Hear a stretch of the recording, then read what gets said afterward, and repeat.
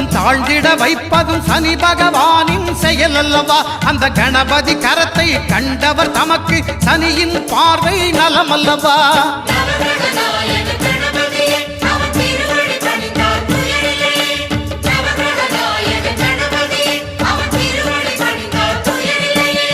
ஒன்பது கோளும் ஒன்றாய் காண அங்கு கற்பகம் என்னும் கடவுளின் மெய்யில்